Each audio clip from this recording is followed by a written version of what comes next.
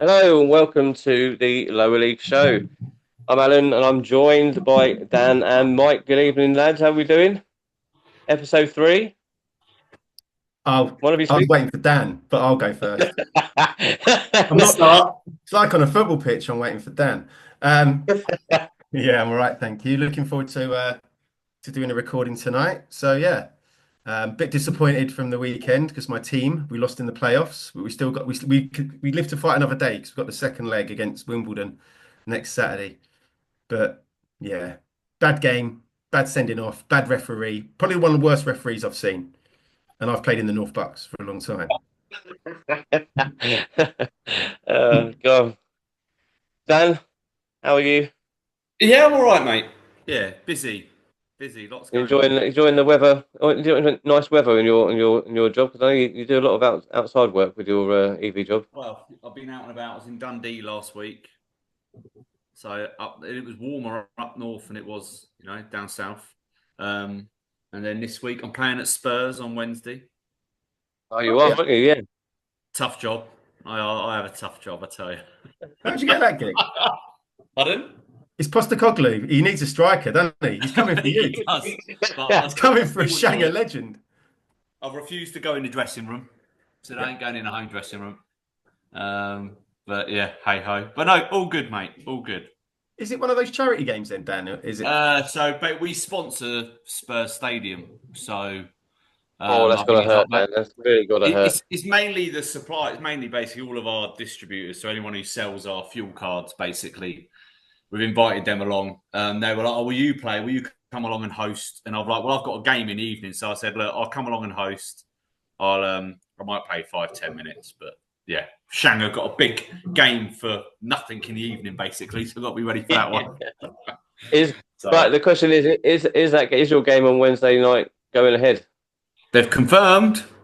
So Oh, they'll probably let me know as I'm on the M25 driving home. Yeah, you've saved Yeah, yourself. yeah, You've sat on the yeah. bench for 85, Dan. You've come on, bagged a couple yeah, probably, could have got a hat trick, and then Leighton Woodside fold out on you, probably. and then you This goes Charger out Wednesday. fans. Well, this goes out Wednesday lunchtime, so it will probably be Yeah. that when they'll see this and go, Yeah. "Fuck them." Right, so this episode is as we said on socials, it's a slightly changed episode because we were due to have a player on tonight, but that's been pushed back to next week while he sorts out his stuff with his club. But so tonight we're going to talk about a few things about what it was like growing up in football when you guys played, the dressing rooms, etc., etc. But first, then we want to talk about a player, plays for a Silverstone Football Club. Let's just get his name is Connor. So do you want to Yeah. say a little what's going on? I suppose this is quite nice that we've done 2 episodes and someone's already using us as a platform to Yeah, say thank you. So yeah, so there's a lot of people to see on social media. Connor, I think it's Bodily. I think is the way you pronounce his surname. He's a centre half at Silverstone. You may have seen on socials. He unfortunately the other week only jumped up for a header, from my understanding. Not even a tackle. Come down, and he's horrifically broke his leg in multiple places. From my understanding, tib and fib, like really bad break. I played against him the other week. Really good centre half. I even said it before we broke it. I was like, probably the best centre half I've played against this season. Proper aggressive, strong, powerful, a good lad, really nice lad. And yeah, so we reached out to us on social media and said, would we mind just giving a shout out to say thank you to all of the clubs and players who have wished him well. They set up a GoFundMe page. I just checked before we come on. He's up to £2,900, so awesome. Because my understanding is he's going to be off. He's self-employed and he's basically can't work for the next sort of 3 months. So he's in quite a bad way. Bless him. So yeah, look, you might say thank you, everyone. We wish him well, but also we're going to try and post the link, aren't we, Alan, with this video as well? so yeah, when we post the episode, we're gonna try and put the link onto it as well. If I can't do it, then I'll put it on. I will do it anyway. I'll post the link Yeah, anyway to get yeah, people get it noticed because Mike, I don't know if you've seen this before, because non-league is non-league. I mean, even lower league, where you guys play and where I've been as well. I mean, you all work. This is the same, like I said, this is the same with non-league football. Step one, step two, they all work a job on the side of football. So when things like this happen, you really see the clubs like this. They put like GoFundMe pages on to help these players when they're out of work, and you really see how the football community really sort of comes together. I mean, looking at his Just Giving thing, the target was 500 quid, so they've surpassed that. Yeah, Sort of, so it's just it's an amazing thing to do, and that people come back. So important because, like you said, we're effectively paying to play and play for fun. I'm self-employed, so and I remember starting a new job. So I'm not going to be boring, but I do sort of two things. I'm a teacher, but I've also got my own business, and I remember that's where Kingy Manor comes from. Double income. Just looking at the butler out the window. He's got a little great bell. job. It's got a little bell just off screen that we could ring. Yeah, exactly. It's Downton Abbey. It's Downton Abbey. And I remember starting a new job, a new contract, and I snapped my Achilles playing over at Dunstable on a Sunday morning for Woburn Sands, and oh my God, I had to go into work. And I just remember driving in absolute agony, couldn't put a shoe on or anything like that. And it's so important, isn't it? We had it at Hanslake once, but this was a bad challenge. So we were playing Steeple Claydon, and a lad who played for us. I've never seen this bloke just jumped in on him 2-footed, and it was like a chicken bone snapping. And the bloke just walked off the pitch. We were all going mad, chasing him off the pitch, and he just walked off. And he'd done it on purpose, and then he was like beside himself. And we did the same thing at Hanslake. We raised loads of money for this lad. So brilliant, yeah. So I've sort of talking a bit of nonsense there, but it's really important. The thing is, isn't it? Like, we all think we all do this for fun, and like we've spoken about this before, Alan. Like, we all play football for different reasons. We're all busy. We all have jobs, and I think with my job is I'm a very, very fortunate person. But I play football because Monday to Friday can be quite stressful, and for me, I'm one of the lucky ones. God forbid, touch wood, it doesn't. If I break my leg Saturday, PAYE, I'll have sick power. I could work, but people like yourself, Kingy and Connor, who they are their sole income that comes, and let's be honest. I know someone below a post put, this is why players should have insurance. I bet 1% have the insurance you can get in football. But some of those is not funny. Who wants to spend £30 a month on a football insurance that you're hopefully never going to need? So look, hopefully we can raise some more money. Dean's Anger will be making a contribution after this. That's brilliant. I said we'll get that sorted. So look, we wish you all the best, Connor, and obviously if to say see you next season, it probably might be the season after, bless him, with how bad it is. But we all wish you well. Yeah, definitely. Yeah, definitely wish him a speedy recovery. And like we said, we'll post the link to his Just Giving page, and hopefully raise a bit more cash. And like you said, we'll put some money in for ourselves as well to help the cause. Bit of a silly question, but I saw a photo of Silverstone winning that trophy on Saturday at Buckingham. He was there, yeah. Yeah, I thought I presumed that was him because I could see the leg. Yeah, that's good. Well, it's great he got along. Yeah, I have to admit, I feared for him without him because he's like, they're all super talented, young, fast, quick players, all of that lot, and he's almost say the muscle of the team, the guy who's gonna no nonsense. And when I saw it, I was like, oh, that's gonna be a tough ask, and fair play to them. They went on and won the game, so it's good. Credit to them. Yeah, credit to them. Yeah, so absolutely. Yes, so right. Dressing rooms. Yeah, so what we when you came on, when we had the radio show, when you came on, Mike, you gave us a couple of stories that we were able to broadcast live on radio, but you also alluded to the fact that you had some other stories that we probably weren't allowed to speak about. I'm not sure I could speak about them now, to be honest, Alan. Kind of got us, yeah. That kind of got us thinking. So what we wanted to do an episode like this where we can talk about football back in the day, what it was like, and compared to now. Do you know what I mean? So you guys are you're the eldest statesman of the footballing lower league. Dan's a baby compared to me. You've been around a while. Do you know what I mean? I've been around a little while as well. So let's talk about what football was like for you guys. Dan, we'll start with you. you obviously started. You said this before to us, and on the show, you started. What were you got? 15, 17, 16, I think. 17? 17 when I first, just turned 17 when I went into and I was the youngest player in the team. The next youngest player was like 21, I think, in the team.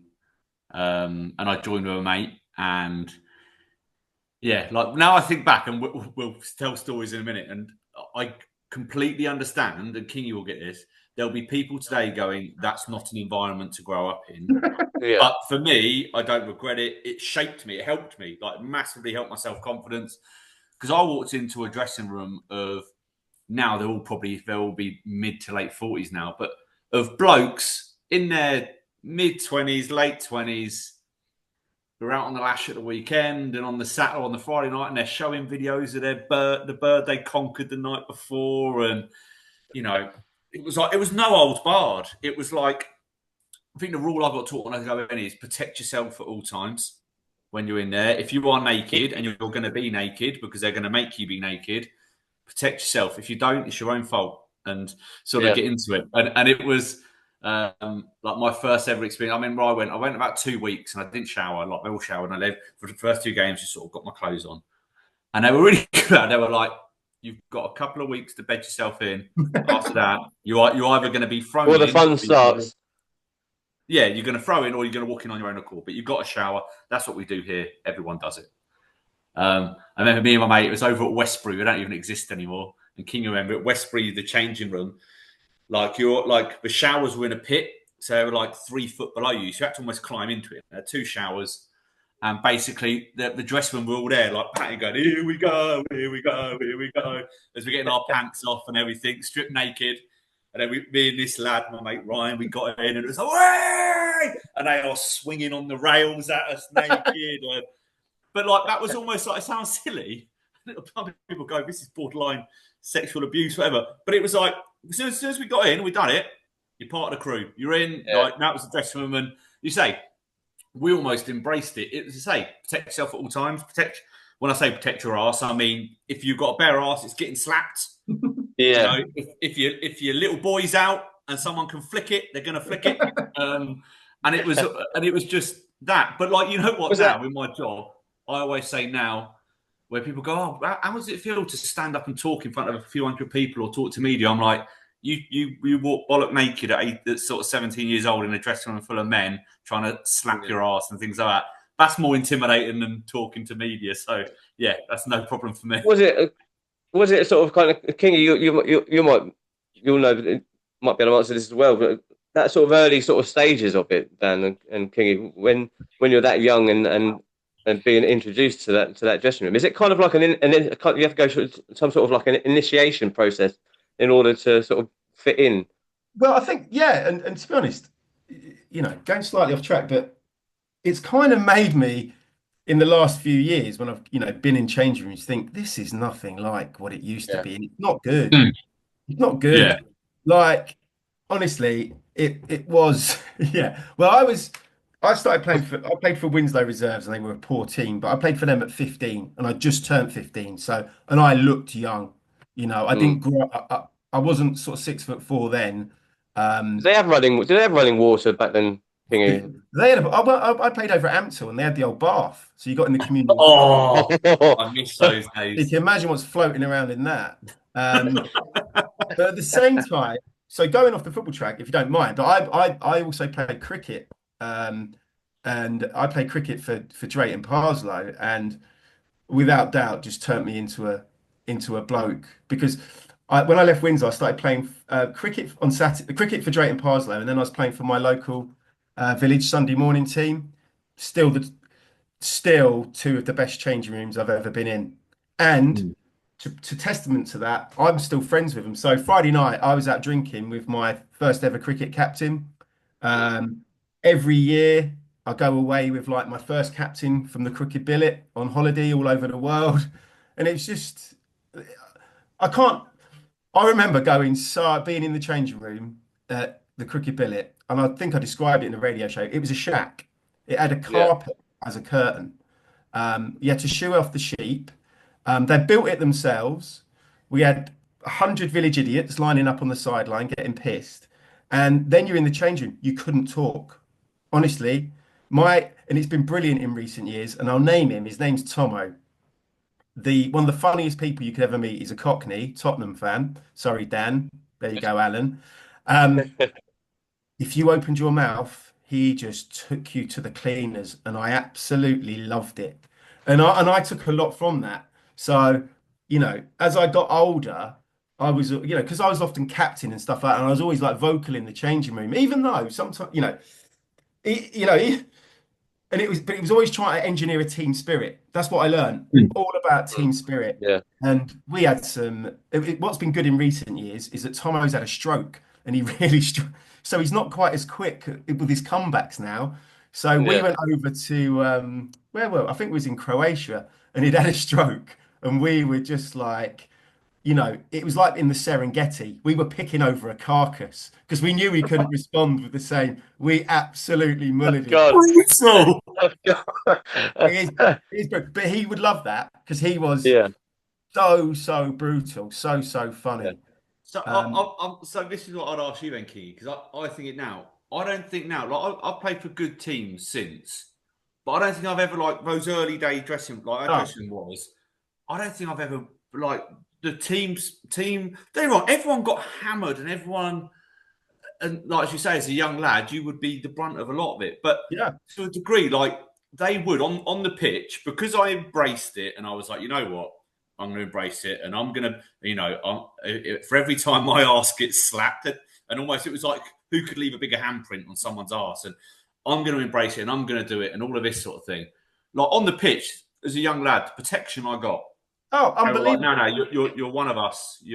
And now I think 5 of those lads in that first dressing room have all been best men at each other's weddings and things like that. Like my closest friends, to the point of I brought them all out of retirement to come back to Shanghai for a season when we were short because I was like, good characters. Like that's where dressing rooms now is. It's horrible to say it's not right, but it's different. It's different.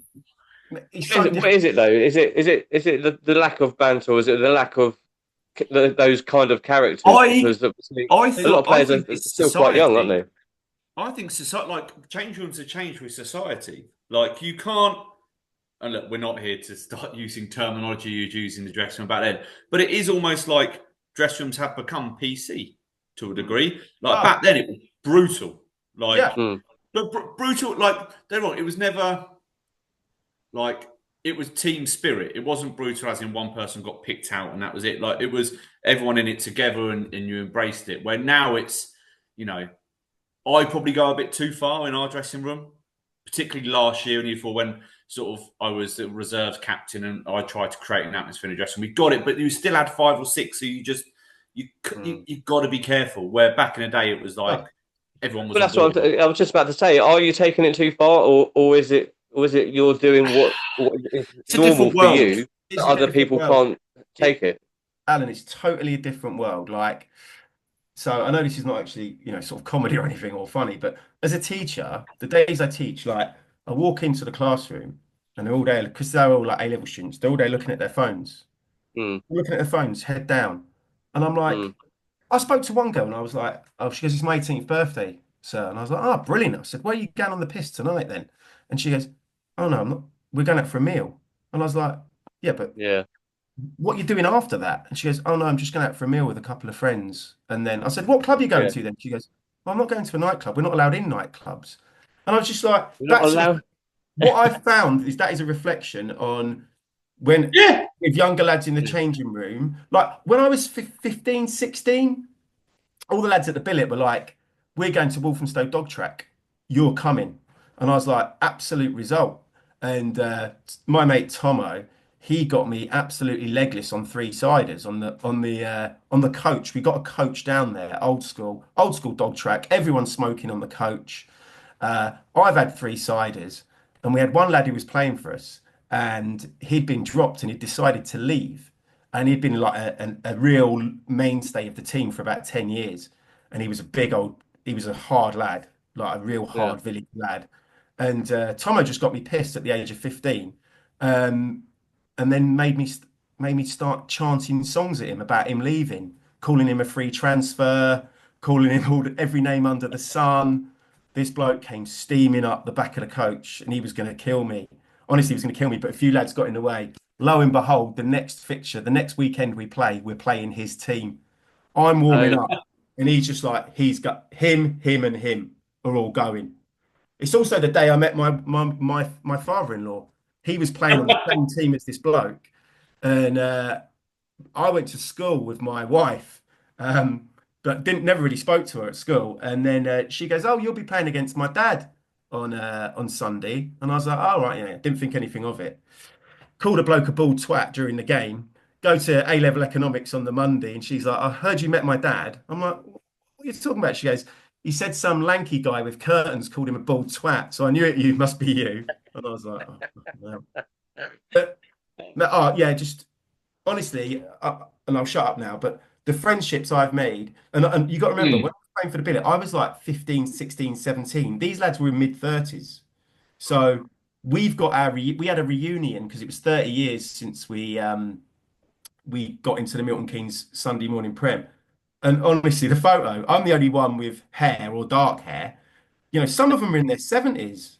And we still meet up. And it's just brilliant. Honestly, some of the people I met, and I still hark back to those changing rooms with that first generation, and I constantly then try to replicate it. And I will shut up.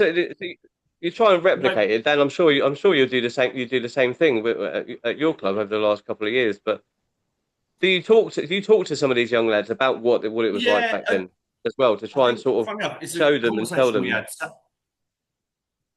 Oh, sorry, my computer froze. Go on. Yeah, no, I'd say so. We had this conversation Saturday. So like, it's been a bit different this season because I've stepped into the first team, so I'm not. I hate to use the term to make. So like 2 previous years, I was captain of a reserve. So it's captain for me. I look at it as captain. It's your dressing room. You run your dressing room how you want, and you have. But like this season, like we've said, even our first team, there's a proper split. There's the old boys who all shower and all that, and the young lads. Like the young lads, they don't want to go out on the piss. They did this bonding the other day, MK half marathon. That's what they done as bonding. So you can't say they're wrong because you know what? They're lads. They're lads. Look, really nice lads, lovely lads, like great bunch. It's a different generation. They don't want to go on the piss. They don't, and that's like when we try and arrange stuff. We put I remember for the boxing before Christmas, we put 400 quid behind a bar. Like the young lads had a beer and they're like, "Yeah, cool, done." And like and like we've said, actually, you know what? We have to find a common ground. We have to find a middle ground with it. Where I think when I first turned up at Dean's Hangar, I brought in a load of old school lads, and we had a team of, and we sort of forced it upon people. We got there in the end. I'd say reserves. We had a really good fucking dressing room, really, really good dressing room. To the point of like we had themes that each week it was basically we had one point because everyone wanted music. And music's like a newer thing to me. You never used to have it back in the day. So every week we were like, right, so we'll go have fun music. So you got to pick a WWE wrestler's entrance music as a song. So we had like brilliant Triple H and Edge and all of this sort. And there's a heavy metal song for Edge by a band called Alter Bridge. And the lads fucking hated it. But every time we won, we'd get in the dressing room and put that on. And I'll be on the bench giving it some. But we just tried to do things like that. Where like now, this season, I'll be honest, we created a playlist. Everyone's picked a song. Can't hear each other talk. I know, that's the loud and it's just different. Where, like as you say, back in the day, you'd walk in a dressing room, it'd be like no music, and almost you'd walk in on, I don't know, I won't use people's full names, but like Bob going, "Oh, I shagged this one last night. This is a video I got of it," and he'd be showing you, and you're like 17 going, "I want to watch," but then at the same time, I don't know if I can or can't, and all this sort. But that was a good thing. Now it's different. It was hieroglyphics when they used to show me That was it. I'm talking back in the days of like on a Sony Ericsson trying to show the video. We didn't even have landlines when I started playing. But no, that's and it is funny. I just look back at some of the moments. Honestly, Billet was very good changing room. Cricket was very good changing room. Then really, really good changing room at Hounslow Open Woburn Sands Wanderers. Both I would describe as training school for comedians. Just used to get up to so bizarre shit. And we were because we had a lot of graduates in our team as well. So I think our comedy was a little bit hoity-toity, and also a little bit like left field sometimes. And a few lads joined us, and they were like, "I can't work these lads out. I'm not Right. sure. I'm not sure what they're Yeah. doing." But I remember talking to change room. So we used to do. I alluded to it when I did the radio. Like we used to host all the end of season presentation awards, and me and my best mate, we used to just spend honestly days upon days planning these events, massive galas, huge amounts of entertainment. We danced to the Nutcracker naked in front of them all. We dressed as the Sugar Babes. We used to do a poem before every one. Then one year we were like, we'll get a stripper in. The strippers, we're gonna get a stripper in.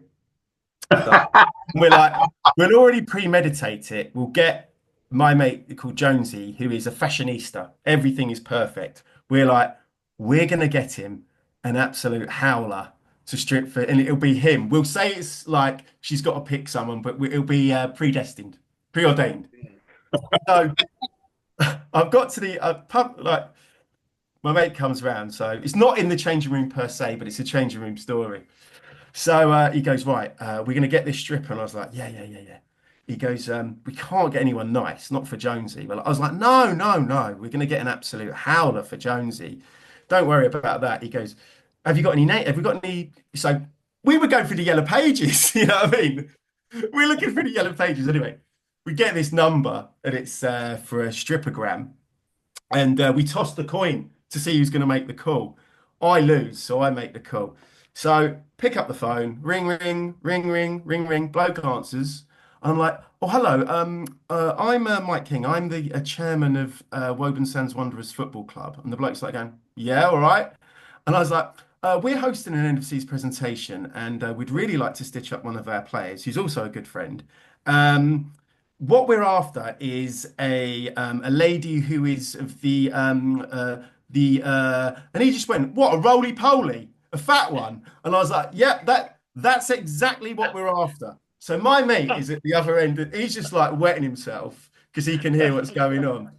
And then I was like, right, so but what we want is we want it to be set up that she's going to come in. She's going to look glamorous, but we need her to be big. And then she's going to pick out this guy who will point you to. But be warned, it is a room full of about 100 hyena-like men who have been drunk. Some of them have questionable reputations. Things could happen. We can't do anything about that. I've gone on for about 2 minutes, and Puff's going to me, you shut up, cut the call, cut the call. And I said, so right, so then thanks for listening to me. Can I just check how much that will be for the roly poly? And he goes, mate, you got the wrong number. And just put the phone down. He'd listened to me for about 2 minutes, garble on. And he even came up with a word, roly poly. And then anyway, then she did turn up. She put on a tremendous show, and she did use a banana. And I won't go any further. But the banana didn't go to waste. As we were going out, we were going up to Oceana or something like that. I just saw one of the lads just peeling and eating on this banana the strippers bought and used as part of their show. But you explain that to some of these younger lads, they would just be like, strippers in the chain, they wouldn't do it, would they? They wouldn't. No, not. I mean, now, like you get arrested, wouldn't you, for something? Oh, mate, couldn't get away with that. Yeah. Like we have, and luckily, look, we've got even the young lads on our team. They've got a bit of sense of humour. So, like, because I think back in my day when I was 17, when I walked in, like I remember, like my birthday's in May. So, like from Christmas onwards, when building up to May 18th, they're like a couple more months till we can touch you. And like all of that sort of thing going on. It's legal when you're 18 and all this sort of thing. And I was like, now, like I sort of do, like we've got a couple of young lads who've got a good sense of humour, and I'm just like, when you're 18, March, I'm like, not long. But they get it. And like, although they don't, they'll have it and they'll go, no, you're too old for me, or you're too fat for me, Dan, or all of that sort of thing. So I think that the sense of humour is still there with the youngsters. It's just it's a different. Yeah. They're not. But like I say, King's makes me think. We had a lad. So I used to play for Manor Field. So we played at where MK Irish play now, right? And it's a really nice dressing room there, big dressing room, home dressing room.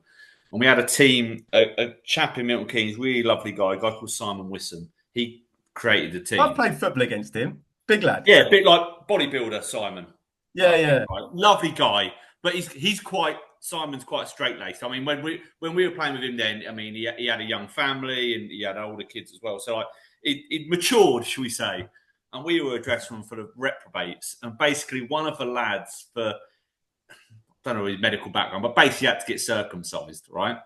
So we all found this out, and we were like, "Oh my god, we need a celebration. We need to." So the whole week up, no one cared about the game. It was all about shower time, where we're going to be, and it was big showers at Manor Fields. It had like 5 showers. We could get pretty much the whole team in there, and we prepared it even during the game. Like at corners, we're going right when we get in a shower. You stand here, you do that, and Dan's going to come in and he's going to reveal himself and all of this sort of. And we built it up as this massive to the point of poor Simon looked through the door. And there's 15 lads literally all sat like legs wrapped around each other on the floor for our mate Dan to come in and do the big reveal of his circumcised penis. And then we all had to squirt shower gel on him and rub it all down and all that. And Simon was like, what have I signed? Because we're not long played for it. You tell he was like, what have I signed? What are you not? We lost the cup final once, 5-0. We're celebrating because we're like, shower time. We're in there literally. One of the lads has got someone else's tie and they're flossing in the shower. And even the team who won it come in the dressing room like, you do know you lost the game, didn't you? Well, I fuck the football. Don't give a fuck about that, mate. We only come here to shower. You're all right. Crack on. That's what it's all about. Like I told you, me and Puff would always go into the away changing room and I'd hang the shower gel off my appendage. And then I'd just walk in and say, has anyone seen my shower gel? I used to do it all the time. And everyone would be like, fuck off, Kingy, get out. And then Puff would start dispensing the shower gel whilst it's hung off my penis and stuff like that. But honestly, mate, at 15, right? You know the bloke who sent in the dodgy question when I was on the radio show you couldn't read out? Yes. Yeah. He was my cricket club captain. And my dear departed mum. So my mum passed away when I was at school, but she loved her sport. So she used to come to all football before she got too poorly and all cricket. And she used to love going at the cricket club. And before I tell the story, her reaction to me telling this most weeks, or a story like this most weeks, was she wet herself and she laughed and she goes, that's the funniest thing I've ever heard. This is one of the most caring, kindest women you'd ever meet in your life. You know, beautiful, beautiful lady, beautiful person, beautiful soul. I'm about 15. My mate is in the change room. He's a senior. He's the club captain, so a lot older than me. He used to spark up a cigarette. So we used to say, no changing in the smoking room, thank you. Everyone's smoking. It's like a fog. And he'd spark up this cigarette. He would then roll down his foreskin. He would put the cigarette on the tip of his penis. Then he would roll the foreskin back and then wait for it to see how far it could burn down. And then what he would do, once that was finished, he would get toothpaste out of his cricket bag because he said it needed to be cleaned. I'm 15. I'm sat next to him. My mum goes, what's he done today? Told her that story. She's like, that's the best thing I've ever heard. That bloke's absolutely brilliant. That's what it was like. Those were the days. Yeah. You know, where nowadays you would go, he needs to go to prison. Yeah. Well, yeah, that's it. It's a different. That's what we said earlier. It's a different era. It's a different sort of time. And that's the thing. Like, even now, I do wonder if I saw, like back in the day, if I saw that, I genuinely wouldn't have batted an eyelid. It'd be like, yeah. But now, I think even you get conditioned. Now I'll be like, it's probably a bit too far. Like, even now, like, I find myself. I said to you, Adam, before we went on recording, like, so Saturday, got beat. I'm in the dressing room. It's hot. It's like been a boiling hot game, and I'm sat there, and I'm stripped down. Gaffer's done his talk, completely bollock naked. I'm trying to keep a little modesty. We've got a load of young lads in the room. I've got the towel just between my legs, and I could just see these 5 or 6 21-year-olds the other side of the dressing room just staring at me like, I hope I don't look like. You could see their mind. I hope I don't look like that when I'm 36. Like, just sat there, belly out, just like sat there, and I was like. They don't even know they're born, this younger generation. They don't know what they're like now. Is that we've got 4 of us left who go in at Shanghai at the minute. We've got shower issues. Only one shower works. So literally, we're like 4 of us wander in. One goes under and he goes to the back of the queue, starts lubing himself up, so to speak, gets himself set. and then someone else will do your back while you're doing that. Can't wait to join Shanger. Can't wait to join Shanger. And we plod along, and it's just, but like now, like even if you say to the lads, like, you know, you're going to shower. Yeah. Oh no. And I don't, and like I say, really nice lads, nothing wrong, like, but it's just for me, like I don't know, is it weird? Like, I know I'd love to get the comments on this. Is it weird as a full-blown bloke? Like, for me, it's weird if you don't get naked in front of another bloke. Totally weird. Like I told you on the radio show, that bloke who comes into the shower this year and he's wearing his shorts. And he said to me, well, it'd be weird otherwise, wouldn't it? I was like, no, it's weird you're wearing shorts. Yeah. Our party piece was one of my other best mates. He was our goalkeeper on a Sunday morning, and we just used to torment the life out of him. Honestly, every time he got in the shower, the wink would go, and I would piss up his leg. But before I pissed up his leg, Puffer would decant all the shampoo he's got in his bottle onto his hair. So he's basically blind in the shower, and he's going, "Oh, you fucking bastards," like that. And I'm just pissing all over his leg. He's also the guy we put all the rocks in his goalkeeper's bag. One rock every game during the season. Then planted a pair of women's knickers in there.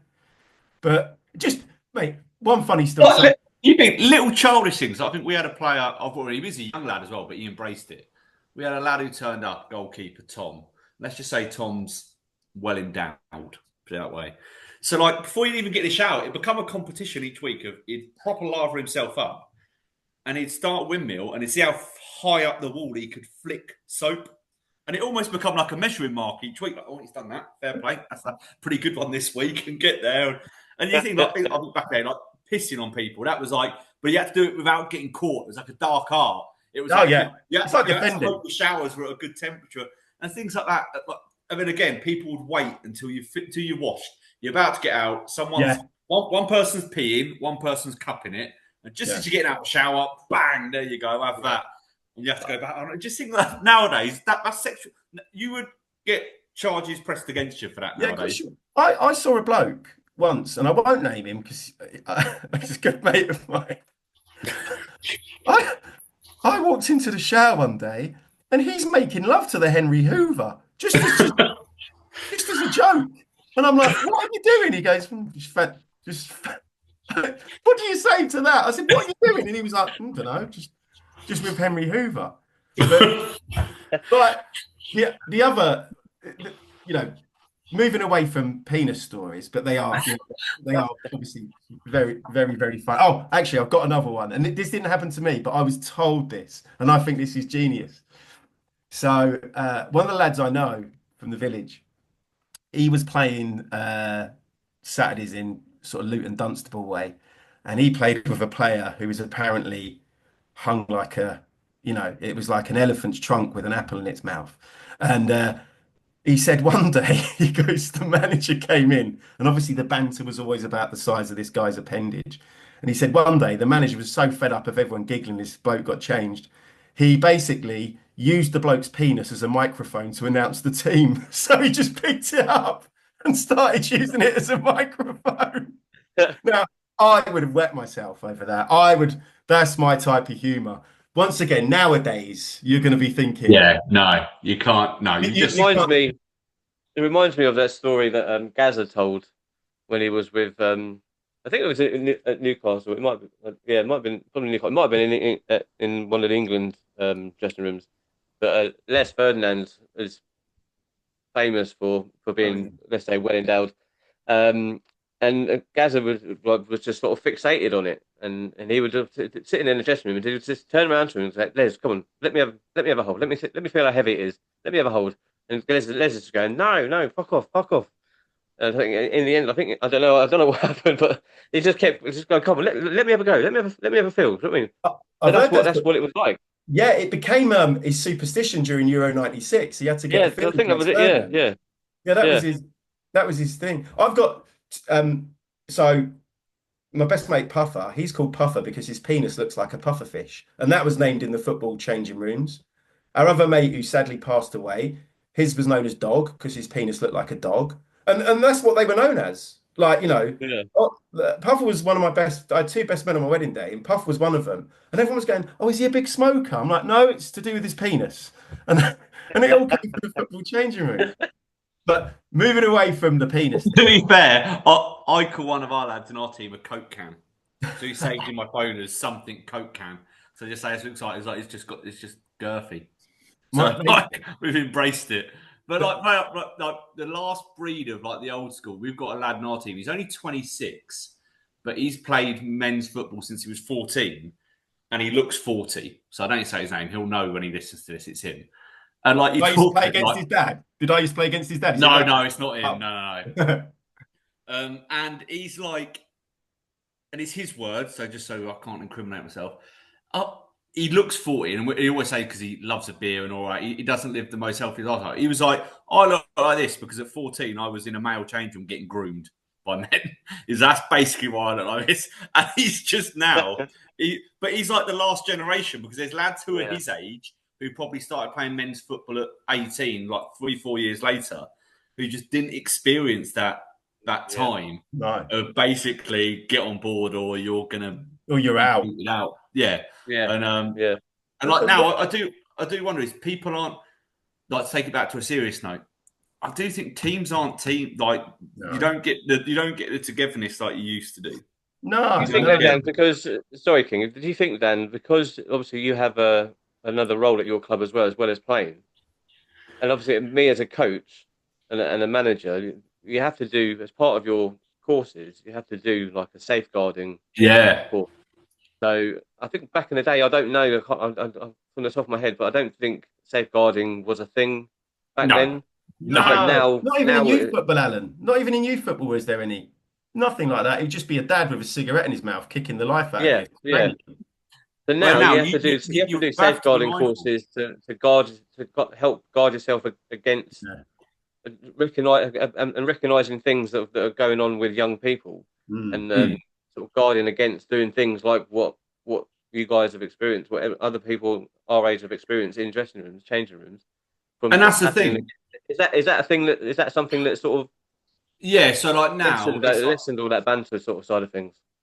100%. I'll be honest, even I like curb myself of, it's not the same as it once was. And although I say it was great for me and it helped me grow up and, band of brothers, so to speak. And just so we're clear, no one was really abused or untoward. It was untoward. It was all like everyone was involved and everyone did it, and it was fun. No, nothing bad happened. That's not what we're trying to cover up. But it's nowadays. I just don't think. I think you condition differently. Youngsters are it's a different world. Like not football dressing, but I grew up in a private members golf club from the age of 9, with basically very wealthy old men, and basically I would have comments to me, like comments that nowadays is a 5-year prison sentence. Yeah. But it was like the world was different, and and it was just a little bit where now it's I wouldn't, even though it would only be in jest, I still think you're never going to get that back, and probably it shouldn't because we've gone too far a certain way. And like the youngsters now, as much as I have a laugh and a joke with them, like I'm very sure of it. Like if I give someone stick for not getting in a shower, I ain't doing it to a 17-year-old. It's just not. But to the 21-year-olds, I'm going, "Oh, you smelly bastard, get in the shower! Like what you doing?" But that's where it's full circle done, isn't it? Because we did get stick if you didn't go in the shower. And 100%. But I'm the same as you because I'm obviously with the teaching. I actually played with a lad. I started to teach. Really? I was like, in the change room, like I said, because I was always, either a captain or player manager or stuff, or just a louder voice in the changing room, because I just liked having a laugh and just doing stupid stuff. And I had to say to him, I was like, you can't, what goes on in the changing room, you can't be telling people like and I actually found that I did actually change my behavior. And I was like, oh God, I'm teaching him. I'm basically, you're in the changing room mucking around and, getting up to stuff. And then you're going to, so I had to kind of like really sort of tone it down. I physically asked someone at my work, a really nice guy at my work, was like, I really want to get into football. Could I come along? And I just said, with great respect, I'm really sorry. I don't want to conflict that. I was like, I don't like, I'm at work. I'm I'm a certain person at work and the way because what I do. I was like, I don't really want that. I really want it to be separate. I don't like. I've got my like, and I suppose like a lot of people is you're a certain way at work and you hold yourself in a certain professional way. And I think I do that. Football for me is my safety blanket. If I can go be a 12-year-old child for 4 hours on a Saturday and I'm not judged and we go have a laugh, and then it means on a Monday morning or even a Saturday night, I come home and I'm dad again, and I'm husband, and I'm worker. So, for me, that's where like football is. It's a release valve, isn't it? It's of course it is, yeah. And those dressing rooms, that was exactly what it was. Like if guys were going through stuff at home, he could come into the dressing room and he could slag off his missus and he could do all of that, and it didn't go anywhere. Yeah, there was no phones, no one was recording anyone saying or doing. And if someone wanted to be naked and make a joke of a Hoover, no one was going to go, get that out and we'll send that in your work. Like it's different. Where now I think there is a different edge of it's just lost it. And I think like you've got to, maybe next season Key comes over to Shanghai and we get 4 or 5 of the old school, and you get your safety blanket again, and you can go. I'm in a safe environment. Kingy, where do you in say in the future in sort of 5-10 years time, where do you see these sort of change rooms and dressing rooms going? Do you see this? You won't even have them. You won't have them. No, it'd be like you won't have them. Then people will just be. They'll either be cubicles or people will be turning up in their kit. People want to be. They'll be. It's like not going for a beer after football. Just can't understand it, and people don't do it, and it's just. I don't think I've ever played and never gone for a beer. Do you know what I mean? No, I used to say to players in teams that I've coached, and that even if you're just going to have a Coke, even if you're going to have a can of Coke, come to the clubhouse. Yeah, enjoy yourself. Have a drink, Coke or beer, and just mingle with the lads and have a laugh. What do you reckon happens? Some of them just wouldn't even do it. They would just go home, and it'd always be the same. It would always be the same people in the clubhouse at the end of the day. Yeah. Do you reckon they do it? Do you reckon in the pros, like you think back in the day, talk about Gaz stories now? Do you reckon your Mal goes and has a shower? No, they don't. What they do, because I go in, backstage, because I go like after Notts County, I go back like into the players area, into the players lounge. Some of them. By the time it takes me to walk behind the ground and get back in, some of the players are in the players' lounge, but they've not had a shower, and they're just leaving. Yeah, they just go. They go straight away. They just leave straight away. That's at Notts County. Yeah, I couldn't believe it. Because we met we go sort of to this bar every game, players' area. Some of them are there before me, not showered, and just ready to go home. And I just think when we do these lads' weekends away. Honestly, we will spend hours round by the pool or at a bar in Eastern Europe or wherever, in Vegas, and we have just told stories after stories after stories of the changing room, of the stuff we've got up to, those old stories. I just think that'll go. I did it the other day. Mate phoned me up, and he was a real character, one of the big guns in the changing room. You just wanted to be around because there was always going to be mischief, and I just forgot the story, and then he was like. Do you remember that story? He goes, do you remember when I was in the change room that day? We were over at Yardley Gobian, and he was always losing studs. Do you remember when you used to have studs in boots rather than all these blades and stuff like that?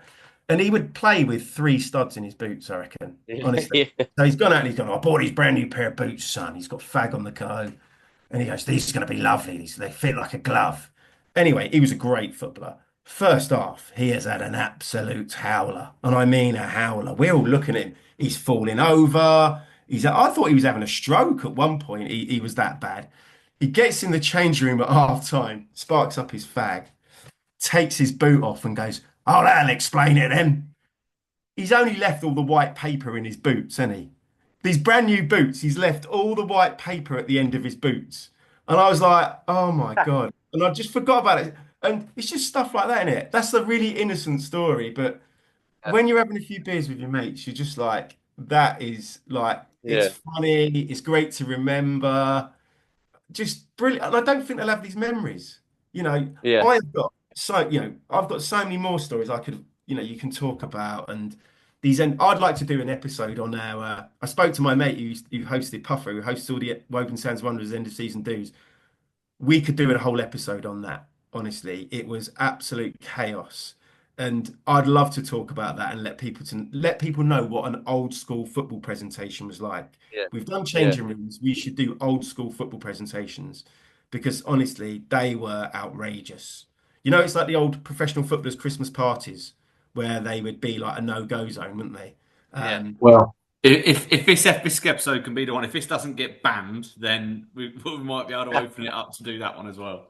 All we're talking about is the lighter I side. think we should also start some sort of campaign to try and bring back some sort of maybe a little bit of normality of these old changing rooms back. Maybe not everything, but but bring something back to try and sort of create those characters and create those bonds and that sort of banterish sort of behaviour. Because, like you said, from what you guys have been saying, it's not really a thing anymore. I think shame, now, really. like it's. And again, I go back to if you're someone who's lacking self-confidence, struggles with anxiety, all of that lot. I know it's the whole thing of ripping the band-aid off. But for me at 17, getting bollock naked and going in showering with a load of blokes, I've never been in a dressing room and ever seen someone go, oh, you got a small one, none of that. It was just more, we're going to slap your ass, we're going to do that. Yeah. But actually then it's like, if you can do that, you're fine. Yeah. And like everywhere, and like now, other people look at you a bit weirdly, but I don't think twice. I get in the dressing room and I go, like even before the game, so I wear like undershorts, just get completely naked, get undershorts on, whatever. And there's some lads you see, and they're like quietly, and I just think to myself, bless him, like what? I suppose, look, they're probably looking at me going, they've got a towel wrap round them. But yeah, but I'm sat there going, God, I wish why don't you feel more comfortable just to go like, yeah, I've not got a truncheon, so I'm not trying to hide it. It's just like.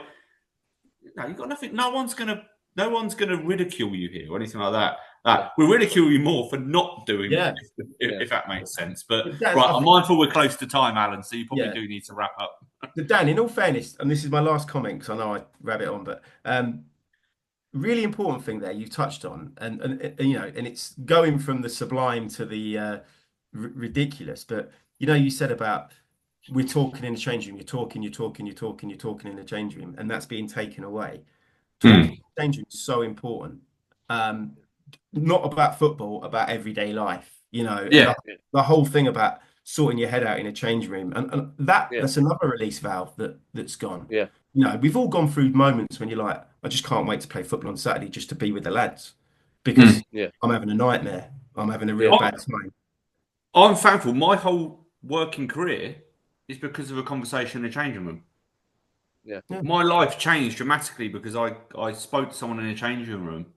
Yeah. And he went, oh, I could introduce you to someone who could help you do that. I was like, oh, wow. No, 10 years on now, I left school with nothing. I'm in a very fortunate position in my life now. And I'm going, that's because of a conversation in a dressing room with an older player who just sat there. What do you do for a living? And I explained, I said, like you were duking his old, hey, what's the dream? What do you want to do when you're older? And I was like, oh, I'd love to get into this. And he was like, I know someone who does that. There you go, give his number. Or you got a CV, let me go give him your CV. And like, Brilliant. Wow. Brilliant. Like, and that you're going to lose. And I think there's very few times in life where you're going to be in that situation where an 18-year-old lad's going to be in a dressing room with a 36-year-old guy and things like that. And, I look at our team now, so many business owners. Like, tomorrow, I'm going to go network with a load of guys in a hotel in London. Sometimes there's no bad networking than in a football dressing room. Totally. For the people where you go, he's involved in that, or he does that. Like, look at our dressing room. Like, there's 5 lads who, one's a plumber, one's a builder, and they're all literally working with each other, doing on each other. That's where it all comes from. It's those sort of things. Absolutely, 100%. And we won't be the only ones. No, there'll be loads of clubs. It's like the travelling. Honestly, I've gone to the States numerous times with the lads I played football with, all over Europe. Just amazing. Not playing football, just being with your mates. People sticking together, and then I had like mates from university meet my football mates, and just brilliant. I'll shut up now because we need to go, don't we? We do need to go. Yeah. Cool. No, listen, look, guys, it's been great talking all these stories, and we could have continued on and made this a 2-hour episode, 3-hour episode. But yeah, but I'm sure we'll revisit this in a later date. But guys, thanks for coming on. Cheers. It's been an absolute pleasure as usual. And we'll put, like we said at the top of the show, we'll put the link onto that Silverstone players go just giving page on our socials to get more traction on that. And yeah, I wonder if next week's guest showers. I hope he does. Sorry, I'm going to ask next week's guest if he showers because I want. Oh yeah. I think it's probably if every time we get a guest like that on, we should ask. It should be a standard question. Do you shower? No, get off. Get off. Right. That should be the name of the podcast. Right. Do you shower? Yes. Yeah. There's an idea. Right. Cool. So that boys. Thanks for coming on. We'll be back next week with episode 4.